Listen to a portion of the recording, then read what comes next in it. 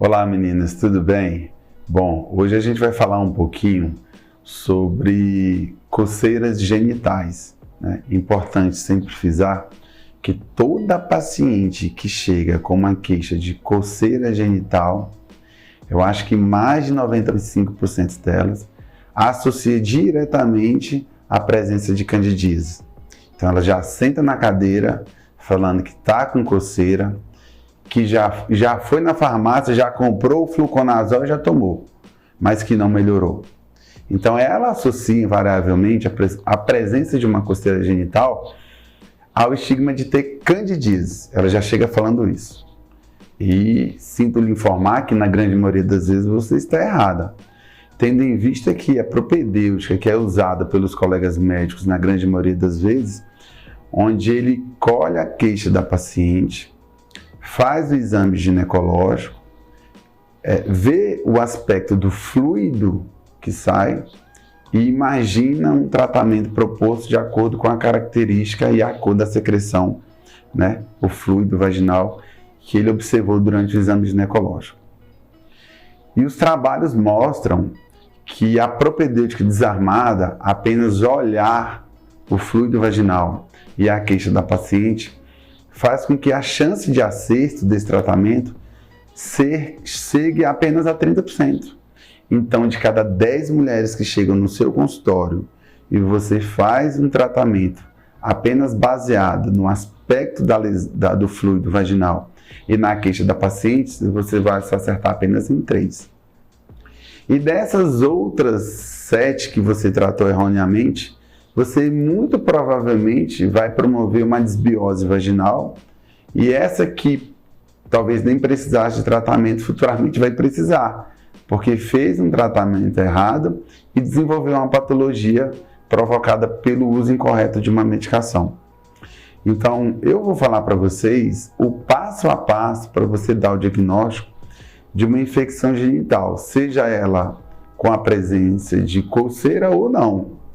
E desmistificar essa história de candidíase de repetição, tendo em vista que as pacientes falam que teve candidíase e ela nunca teve um diagnóstico. Porque o diagnóstico é baseado nas características tintoriais e na microscopia do conteúdo vaginal quando você faz a coleta do material. Você vê o micro-organismo que está provocando. E não você denota baseado no aspecto, na cor de uma secreção que sai pela vagina. Tudo bem? Acompanhe com a gente agora o passo a passo do diagnóstico. Então, meninas, eu vou demonstrar agora o passo a passo que o seu ginecologista deve fazer para dar o diagnóstico correto de qualquer sintoma de secreção vaginal atípica, acompanhado ou não de prurido de coceira vaginal. Tudo bem? Então, o ginecologista tem que ter em seu consultório 2 lâminas foscas, uma fita de pH que vai variar de 4 a 7, né? Um suave, uma solução de hidróxido de potássio a 10% para que a gente possa realizar o whiff test e uma pinça de Cherron, tá?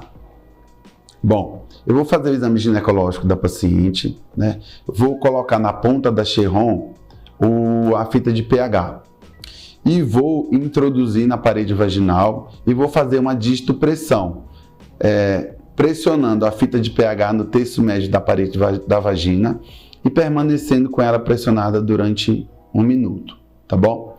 Depois desse 1 minuto, eu vou ver o nível do pH da paciente. E na caixinha ele vai variando de 4 a 7 e eu vou ver a coloração que corresponde ao pH da vagina daquela paciente. Vendo se é um pH mais ácido, se é um pH mais básico e dessa forma vai me direcionar para um tratamento de vaginose, de candidíase, de vaginose citolítica, das mais variadas infecções.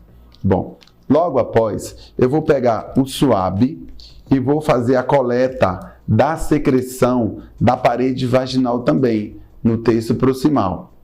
Eu pego esse suave e raspo ele na lâmina fosca. Eu vou fazer em 2 lâminas, tá bom?